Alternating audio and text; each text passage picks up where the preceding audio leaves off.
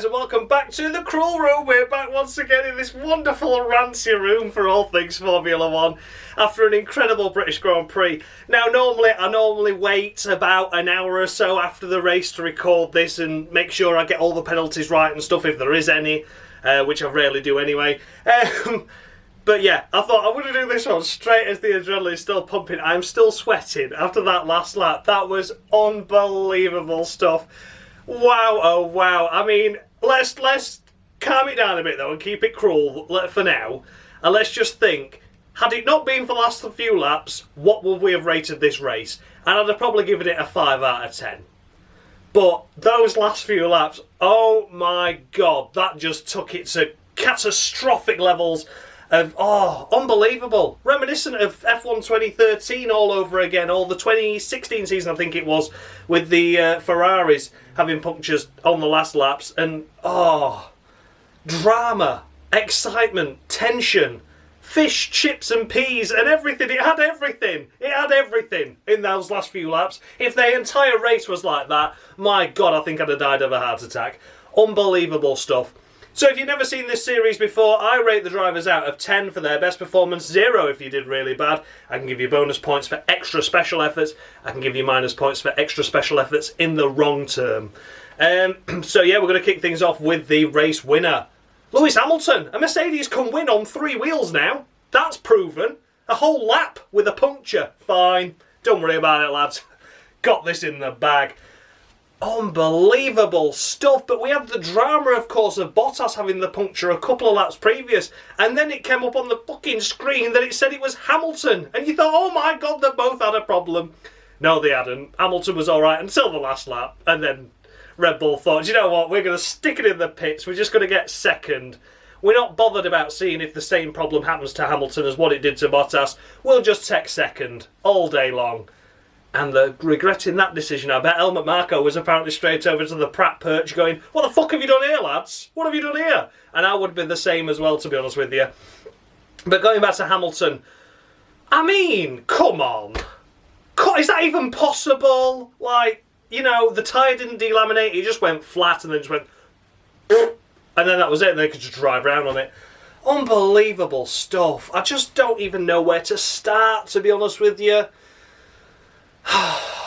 Unreal, unreal. Can we just all make a pact now and just all send Formula 1 a message and go, look, we all agree unifiably that Mercedes are the best team on the grid. You should give them the Constructors' Award now.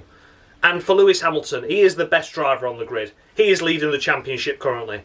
Give him the championship now. And then just tell him to all take a great long holiday for a few months, piss off somewhere else, really enjoy themselves, have a great time, the 7 world titles for Lewis Hamilton, and God knows how many constructors' titles for Mercedes, and then we'll have a proper race in the mid-grid that then becomes the front.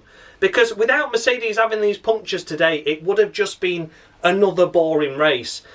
And then they'll win on 3 wheels anyway, even when they do make it a bit exciting. So, you know, I mean, Hamilton, unbelievable stuff. I am going to award you just 10 points, however, and the reason why I'm awarding you just 10 points, and I don't think you deserve anything extra special this week, is because you spun in qualifying, and I have to be harsh with a fast car. I have to be harsh. So you spun with the... I wasn't really bothered about that, because you ended up pole by 3/10 over your teammate. But then you put on Facebook like you just finished P18 in the session, like, oh, guys, we'll come back stronger this time. We'll come back stronger, definitely. What? What do you mean you'll come back stronger? You qualified on pole by 3/10, pal. You can't do any better. You had one spin, can you, tits? So that's the only reason why it's 10 points for Lewis Hamilton. I've not really talked about him that much apart from the puncture, but what else can I say? What else can I say? Unbelievable stuff.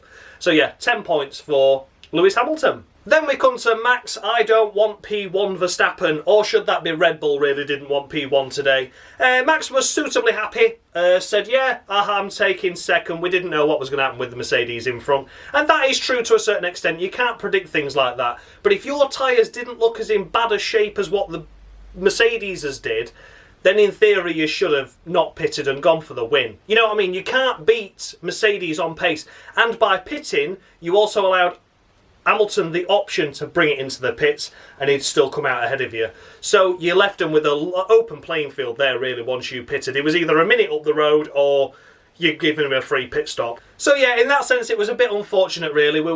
I really wanted in that last sector for Max just to come breezing past. I wanted to see something else other than a Mercedes win, but it's never going to happen now, is it?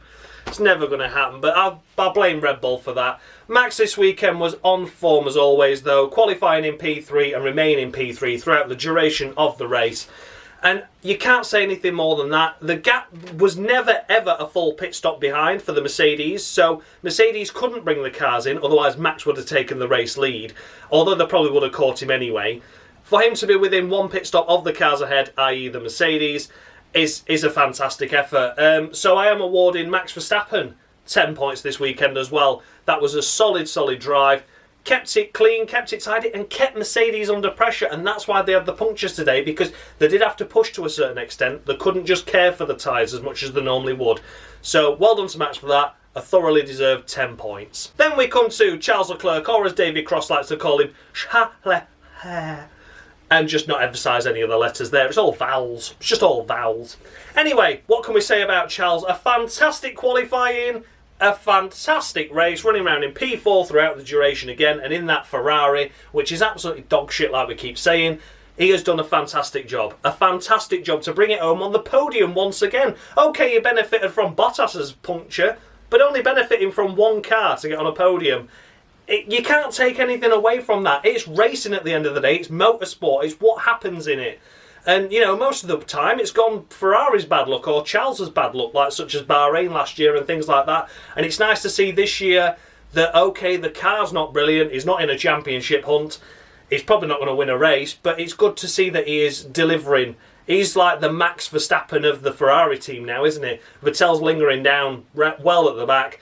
But Leclerc's there, knocking on the doors of podiums and getting the podiums when the opportunity arises. So, again, Charles Leclerc, it's a perfect 10 for you as well.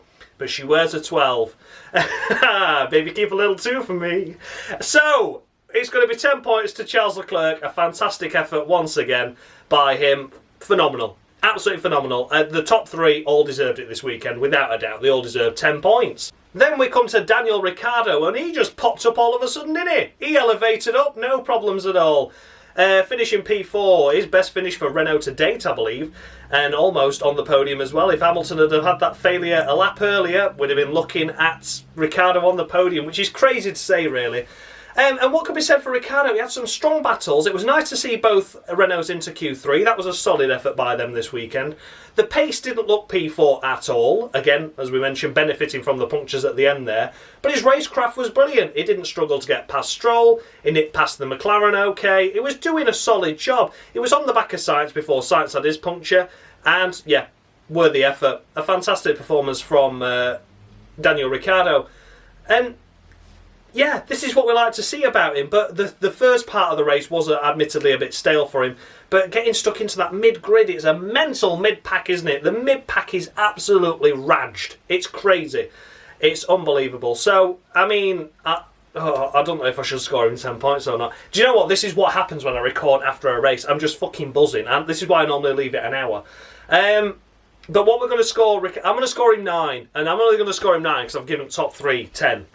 And, you know, he went on podium. So I'm going to give him 9. And that's the only justification I've got for it. It's called the cruel room. I have to be cruel somewhere. Somewhere I have to be cruel, guys. So it's going to be 9 points for Ricciardo. Then we come to Lando Norris in P5. A return to form in some respects, really. He had a solid enough drive there in P5 at the end. The first part of the race didn't quite go according to plan. He tumbled down a few positions once again, like we've seen in previous races, and then was stuck behind his teammate Sainz, and he was like, look, I've got Ricciardo coming up behind me fast, lads. Sainz needs to speed up. And in the end, Sainz got a puncture, but Daniel Ricciardo was able to slip through on Norris prior to that happening. And all in all, not a bad weekend again from Norris. 10 points, had the measure of his teammate once again in qualifying, but in the race, as mentioned, slipped back. Yeah, a better race than what we've seen in previous weekends, without a doubt. And yeah, thoroughly deserving of some solid points on the cruel room. And I'm going to score him 8.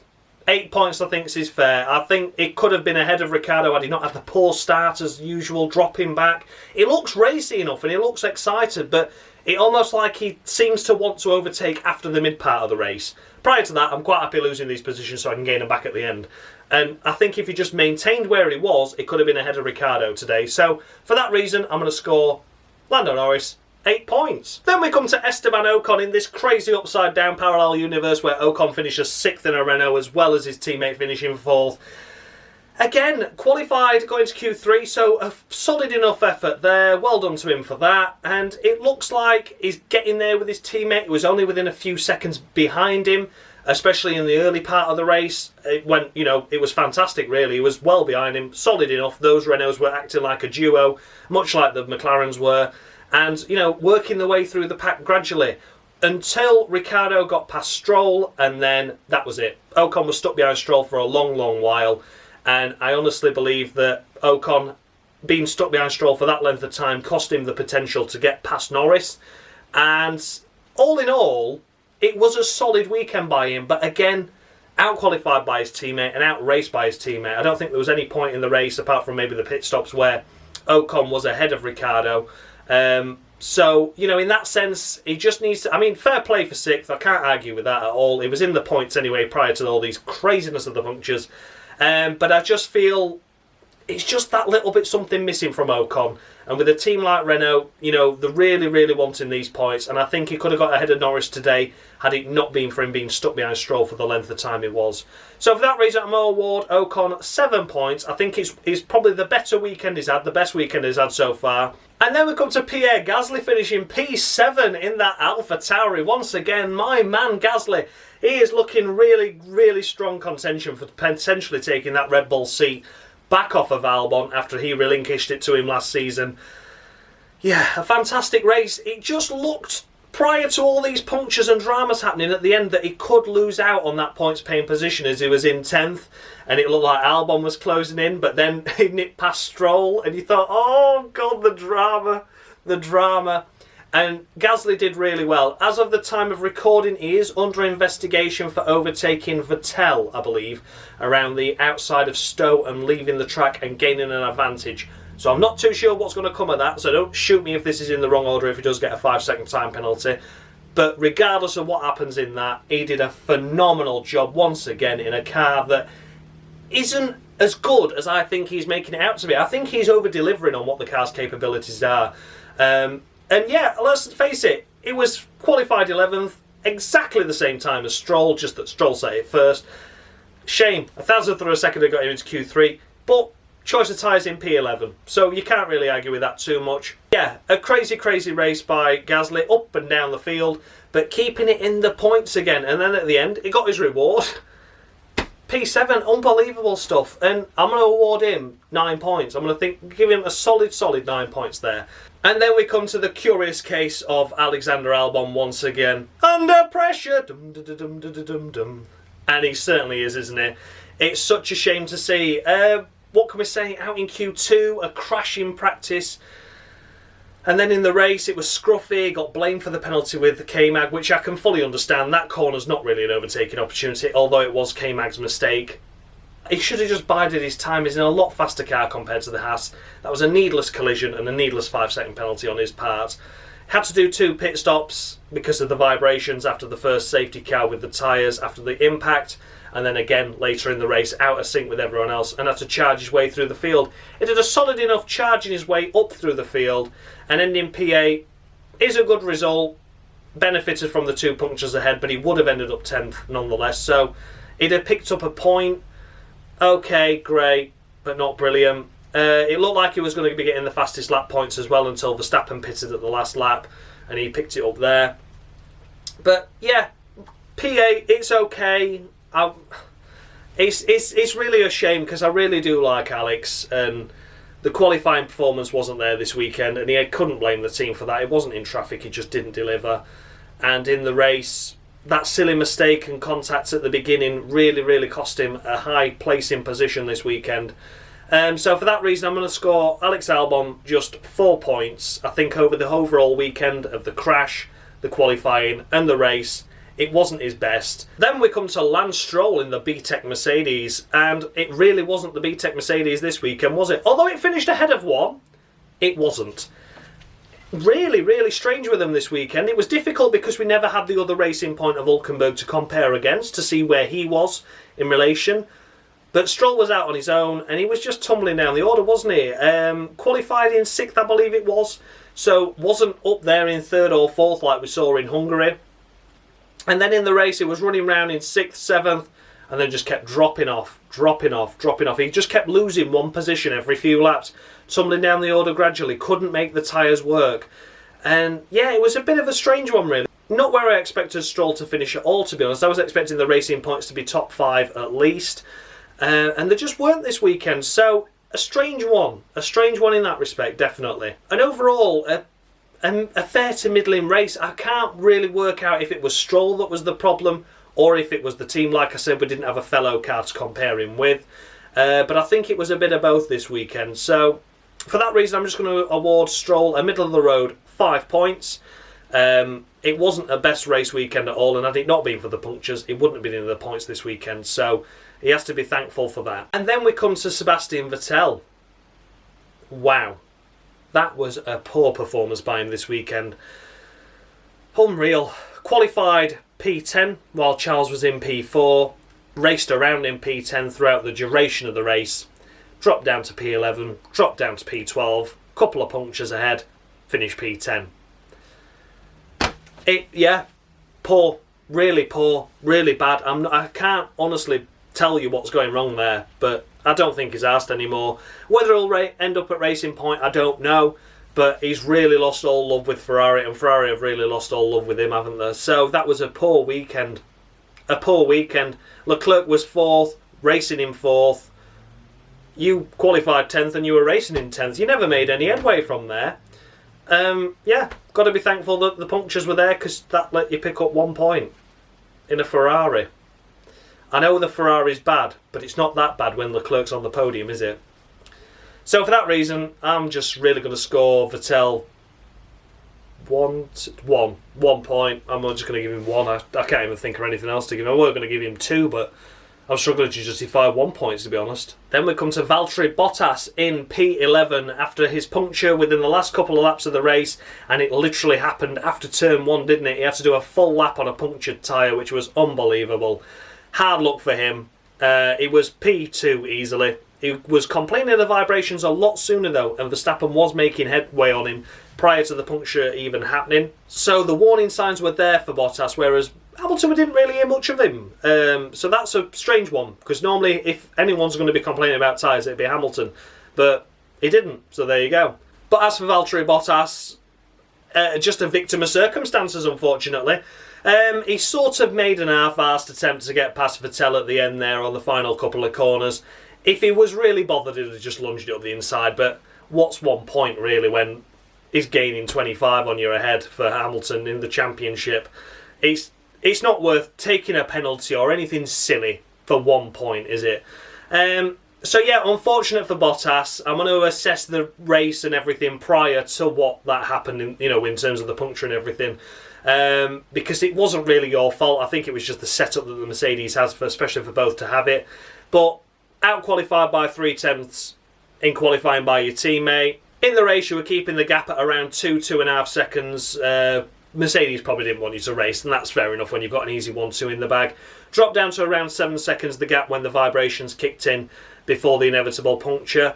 If they had identical setups on the cars, then you could definitely say that Bottas obviously wears his tyres out worse than what Hamilton does, but each car's set up slightly differently, so maybe Bottas is a bit more tyre hungry, but we're never going to fully understand that. So for Valtteri Bottas, I'm going to award you just 6 points. It was a solid enough weekend prior to the puncture, but you were doing nothing special in terms of your teammate. And if you want this championship, regardless of what happened in the puncture situation, you need to be more vicious on that first lap. You sort of half-assed it up the inside and then, oh no, I'm not going to bother, and then just kept the gap at 2 seconds. So if you want this championship, Valtteri, you've really got to fight for it now, pal, but you need to be more aggressive. So just 6 points for Valtteri Bottas. And then we come to George Russell in P12. And what could be said about George? Getting into Q2 once again, a fantastic effort by the Williams to get into Q2. It's looking more of a regular occurrence now as well, of course.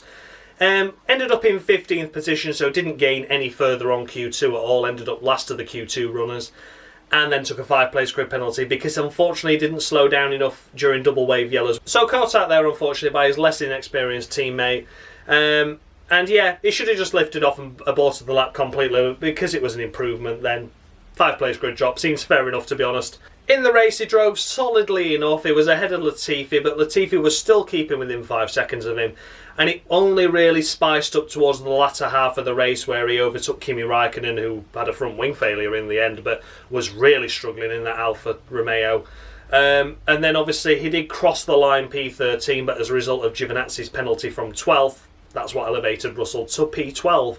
So, yeah, Russell, a difficult one to score. I think, again, he's sort of like, he normally qualifies well, but in the race slips back. But this time he slipped back before the qualifying had even ended, if that makes sense.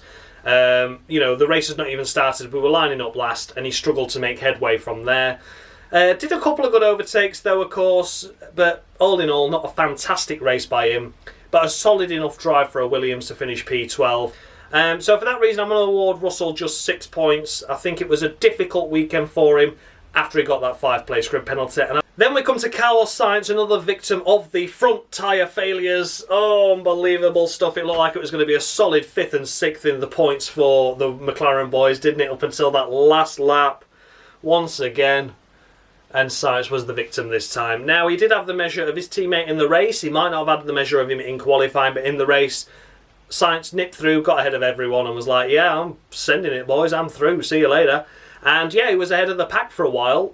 Ricciardo eventually got past him, but apart from that, he was solid enough. P5 was there for the taking, really. Yeah, unfortunate. A bit of unluckiness there for Sainz, really, and I hope that's the last of it, because I like to see the McLarens do well. I think they're really building on what they've had over the last couple of years. So for that reason, I'm going to award Carlos Sainz 8 points. I think it was a solid weekend. Unfortunate to miss out on your teammate in qualifying, but in the race you did a fantastic job to get yourself a front of the B team field, and unfortunately just slipped back as a result of that puncture. Then we come to Antonio Giovinazzi, and as mentioned, he did finish in P12, but as a result of a 5-second penalty due to a safety car infringement, whether that's falling too far back from the car ahead or being too close or speeding, we're not quite sure, but a safety car infringement landed him a 5-second time penalty, and unfortunately he slipped down from 14th. Finishing 12th in the race, though, I'm going to take that on merit. And you know what? I think he had a good race this weekend, Giovinazzi. Quiet from the Alphas once again. Both out in Q1 once again. But overall, a solid enough race, I think. He did do well. From what you saw of him, he was doing well. He was outperforming Raikkonen all race long. Raikkonen was firmly at the back for the majority of this race this weekend, whereas he was always ahead of the Williamses or mixing up with it, and even mixing it with Grosjean as well towards the end, after Grosjean went on an alternate strategy. And I think that was a better weekend by Giovinazzi. I think he can be proud of what he achieved. I'm not saying it was stunning or sparkling by any stretch of the imagination, but the car he's got, the teammate he's got, I think he delivered the best result possible. So overall, I'm going to award Antonio Giovinazzi a solid 7 points this weekend. I think he did a better job than the Williams guys, and I think credit where credit's due. It was a solid enough weekend. Just a shame about that penalty. Then we come to Nicholas Latifi, and as mentioned, he spun in qualifying, which ended up costing himself a place into Q2, and of course ended up costing his teammate as he didn't back off sufficiently for the spin that Latifi had. Again, an interesting weekend by him. He did lose out to Russell on the line and then was behind him, but kept within 5 seconds for the majority of the race, which is solid enough. You know, it was a decent effort in that respect. But then when it came to the latter stages of the race, he's tumbled back once again. And yeah, he didn't have far to fall, but when he did fall behind Russell and was off the pace once again. So I'm going to keep it short and sweet with Latifi, and I'm going to award him a solid 5 points. I don't think he did as good a job as George this weekend. I don't think George did a fantastic job, so that's the reason why I'm awarding Latifi 1 point less. But I don't think it was a bad weekend by him. I just think it's a rookie, still inexperienced, still learning the car. It's not the easiest car to drive, and he just needs to get a consistent race pace now, and then thankfully and hopefully we can get him further up the field. And then we come to Romain Grosjean, who tried an alternate strategy after the second safety car, deciding not to pit. And yeah, he's under investigation potentially for what he did with his latter move on Daniel Ricciardo, wasn't it? Yeah, unfortunately he already picked up a warning and a black and white flag for his driving standards when he had a little shuffle over on Carlos Sainz at the end of the hangar straight there, so that was a shame. and then it looked like he'd done the same again to Ricciardo, but I think it was late enough. I think what he did was, it was borderline, but I think he should be okay with it. I think Grosjean did a solid enough job to keep up in the points as long as he did.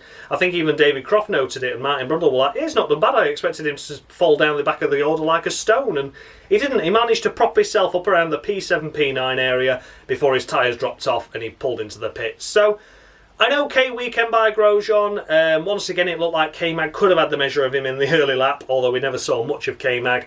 But yeah, overall for Grosjean, I'm going to award him a solid 6 points. I think that was a good effort. Then we come to Kimi Raikkonen, and what can be said about him? A poor performance this weekend by him, really. Looked like the car just wasn't attached to what he was... I think the wheels were pointing off in a different direction. It was like a shopping trolley out there, wasn't it?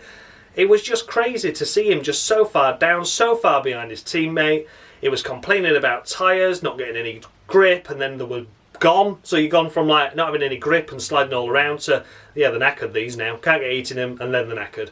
So a crazy race in that respect. Miles behind Giovinazzi, then had the wing failure at the end. I honestly thought he was just going to box it and retire it, but they didn't, and fair play for Alfa for that. You know, they need some more telly time, I suppose.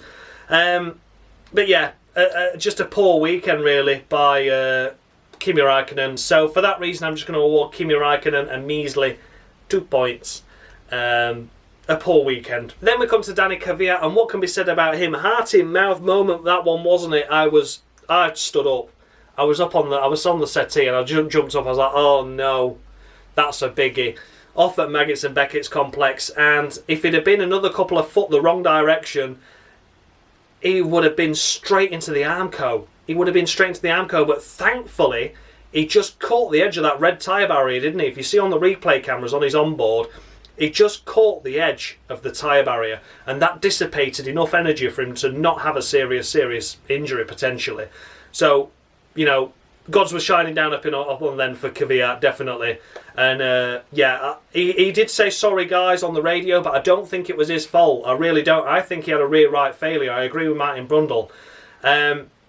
If you look at the replays from outside the car, as he was turning in, it looked like the rear right tyre had delaminated or had punctured or had just suddenly failed. The pressure had just gone straight out of it as he loaded it, and it just went straight around. And as it was spinning, if you look, you can see bits of the floor flying up and things. Now, if you just made a mistake and you're still on asphalt tarmac without having anything hitting the ground, then that wouldn't happen. So I believe it was a tyre failure as opposed to a driver error, and I'm sticking with that. And as for the race itself, it was only the early stages, wasn't it? And he was one place behind Gasly, but racing with him. He was out-qualified by Gasly once again, though, unfortunately. And, yeah, in the race, it was difficult to judge. Like I said, that failure happened so early on, but he was behind Gasly, out-qualified by Gasly. And so for that reason, I am just going to award Danny Kvyat 5 points.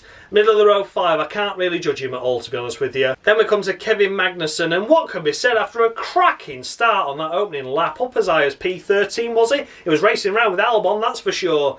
And then Albon went and took him out at the last corner of the first lap, and into the wall heavily, really, and ripping off the wheels. I did notice some people said about the wheel tethers not doing the job on the Haas. Now, the reason for that is, and I'm just going to clear it up, it's not me being picky, it's that the... if you notice, on the Haas car with the wheel detached, the wheel tethers were still there to what was left of the wishbones and stuff. And if you look at the wheel, it's the upright. The upright came with it. The upright failed, basically. And that is where the wheel tethers attached to the bottom of the upright. So if the uprights failed in such a way, the wheel will just come off anyway, because the tethers were attached still to the chassis, effectively, and the upright broke where they're attached. So just one of those things. The wheel tethers would have done the job to a certain extent, as in before the breakage happened, it released and dissipated all the energy from the tyre, so it didn't fly off back onto the track like it could have done, but it just didn't keep the wheel attached at all times. But yeah, an unfortunate incident for K-Mag there. Once again, K-Mag proving his race himself, did a solid enough job there, climbing through the positions. Points probably weren't possible once again, you know, but I think he had the measure of his teammate, and he certainly had the measure of the race, and he had a fantastic start once again. Yeah, it's going to be a difficult one to score him, really, because he was out so early on. But I'm going to go based on the fact that I think he'd have probably done a better job than Grosjean had he remained in the race. But then because he was out so early on, I'm going to dock him a point for that. So I'm going to keep him fair and level on what I've scored Grosjean. I'm going to also award K-Mag 6 points. And then last but not least is Nico Hülkenberg, the returnee after Sergio Perez tested positive for coronavirus. We wish Sergio Perez all the best. And then he never even made the race start, didn't he? It's just typical Hülkenberg look, this, isn't it? People going, oh my God, he could get a podium in the Racing Point. Well, it's not looking like that's going to happen now with the pace this weekend by him. But Hülkenberg didn't even have a chance to show himself in the race, did he? Qualified P13, which is okay on a debut. And had he got into Q3, then Stroll wouldn't, because Stroll ended up 10th of the Q2 runners, so he was lucky to get through there. He was half a tenth off his teammate, but that unfortunately meant P13. And yeah, in the race, we never saw him. So I'm going to award Nico Hülkenberg. I love it that you're back. I really do. Hülkenberg, what can I score you? I'm going to score you middle of the road 5 points, and that's all I can do. I really don't know what you were going to do this weekend. But fingers crossed we get to find out what happens next weekend with you. If he's still racing at that Racing Point car next week. And we'll take it from there. So there you go, guys. That was the runners and riders of the Silverstone British Grand Prix. Let me know your thoughts and feedback down below. As always, did I score any drivers too high, any too low? Who knows? Did you prefer me doing this as well straight after the race as opposed to leaving it an hour? Because my adrenaline was fucking pumping at the start of this, let me tell you. So yeah, thanks a lot for watching, guys, and much love.